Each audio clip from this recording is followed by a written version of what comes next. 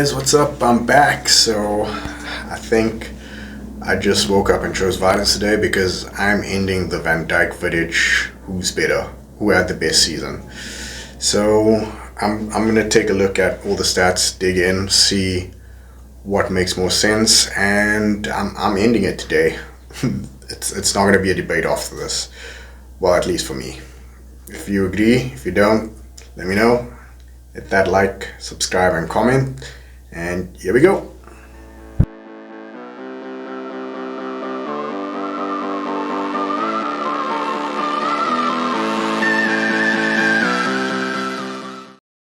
Yo, so like I said, everyone, I'm gonna end this debate, and I took a deep dive into all the stats, the season, how things went, and I think I'll be proving who had the better season overall. So let's take a look. So in 2008-2009, Vidic played a total of 34 games and scored 4 goals. Okay, we don't really care about goals because we're talking about defense here. He had 26 wins and 3 losses. So the reason for those 34 games and not 38 is because he got 2 red cards, which is nice for discipline reasons, obviously. If we go in, he had 23 clean sheets, 16 goals conceded, which is really good. 4 yellow cards, 3 red cards, and I think that's kind of all we need. No off-the-line clearances. There are quite a few good stats, but I will let you look at that yourself. You can just see it, see what you think of it. Interesting stat that I did pick up though is the passes. So over a total of 34 games, Vidic only had 1,676 passes, which is like just under 50 passes a game. So the reason this is interesting for me is because you can see the way football was played in 2008-9 is not the same as it is in this era of football.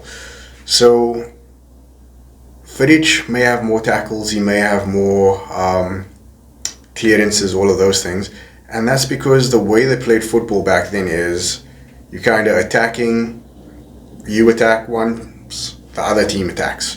It was kind of just back and forth. It wasn't really as much position based. It was kind of just keep the ball, play on counter. Whereas in today's game, it's more about possession based. If you're a top team, you're going to keep all the possession, you're going to have the ball. Most of the time, there's only going to be like 1 or 2 chances from the other team. So it's clear Vidic will have more tackles, he will have more clearances, things like that, just because of the way that football was played back then. In terms of honours, we can go down. Vidic did win the Premier League. He was runner-up in the Champions League, and he also did win the League Cup and Community Shield. But here's where things get interesting. In 2008-9, he had the best season of his life, and Ryan Giggs won the PAF Player of the Year. So if we're talking about individuals here, I mean, shouldn't the best season of your life end with some individual silverware or recognition? I don't know, you tell me. Anyway, continuing. In terms of his best season, Vidic finished a tied 17th in the Ballon d'Or race. That is behind Djik while he was playing at Wolfsburg. Yeah, best season of his life. Amazing. 17th. 8 votes. Cool. Okay, moving on. Let's go to Van Dijk's stats. So Van Dijk played a total of 38 games. Didn't miss 1 game, scored 4 goals. And this is where it gets interesting. 30 wins out of those 38 and only 1 loss, which is insane. I did keep 20 clean sheets, conceded 22 goals, so Vidic had more clean sheets and more goals or less goals conceded. The tackle success rate is kind of the same. But in terms of passing, Van Dijk made over 3,000 passes that season, which is like 78 passes per game. So, as you can see, the game has changed. So, centre-backs have a bigger role to play in today's game because they're keeping the ball. They're the ones that start the play. And I don't think Vidic should have been able to do that in today's game. I think Van Dijk could have done what Vidic did back then if he was just running, kicking the ball, making those last-ditch challenges. But I don't think Vidic would be able to manage with a counter press, players pressurizing him. I could be wrong, but obviously, according to these stats, he did make a lot less passes, did play out a lot less. Obviously, then it was more possession based in the midfield, not as much on a high line where the centre backs have most of the ball distributing. So it is clear to see that it is different, but at the same time, Van Dijk was more involved in the game than Vidic was. Vidic was just there to clean up, take out whoever's coming through on goal, things like that, whereas Van Dijk was more of a build-up guy, starting the play, a captain leader. Same, okay, Vidic was a leader as well, but he also had Ferdinand next to him while Van Dijk had Matip.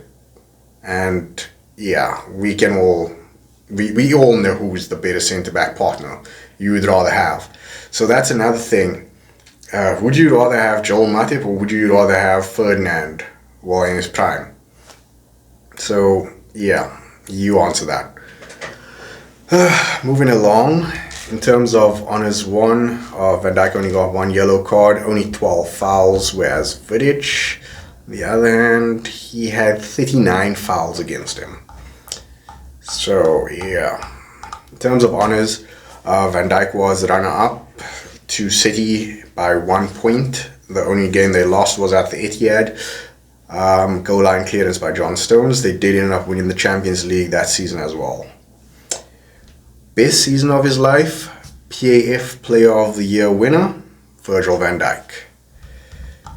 In terms of Ballon d'Or, he finished second behind Lionel Messi by about 7 votes. So another interesting fact that I just want to give you is, I want to give you some perspective here. In the 2008-9 season, the total amount of goals scored was 942. That's an average of 2.48 goals per match. Okay? That's Vidic's best season. Top scorer was Nicolas Anelka, who didn't even crack the 20-goal barrier. He only had 19. In 2018-19, there was a total of 1,072 goals in the entire Premier League. That's an average of 2.82 goals per game. And this is actually the highest ever average goals recorded for a season. So Vidic was defending in a league that was scoring 942 goals, whereas Van Dijk was defending in a league that was conceding 1,072 goals. So was the level of competition higher? There were 3 players who scored 22 goals as well in terms of sharing the golden boot. So I don't know. I'm leaning to Virgil on this one because there's just so many factors. He finished second in the Ballon d'Or. He won the PAF Player of the Year. He was the best defender and player in the Premier League in a season that recorded the highest goals ever conceded or scored. Vidic was playing in one of the lowest scoring seasons, and the top scorer didn't even score 20 goals. Finished tied 17th for Ballon d'Or, and he didn't even win the PAF Player of the Year, and this is his best season. So if you talk about individually, who's the better player, not the better player, who had the better season, I'm going Virgil van Dijk. Because all the stats are just leaning to one way or one side. And yeah, in terms of who's the better player, that's not the debate I'm here for. The debate is who had a better season, and it's clear Virgil van Dijk had the better season. If you look at the stats, it will be there for you to see. I hope you enjoyed this. I hope you liked the debate, but as I said, I feel like I just ended this debate. I gave you all the facts, I gave you all the stats, so do with it as you like, but it's VVD for me. Have a good one, guys. Cheers, like, share, and subscribe, and hopefully we'll see you soon.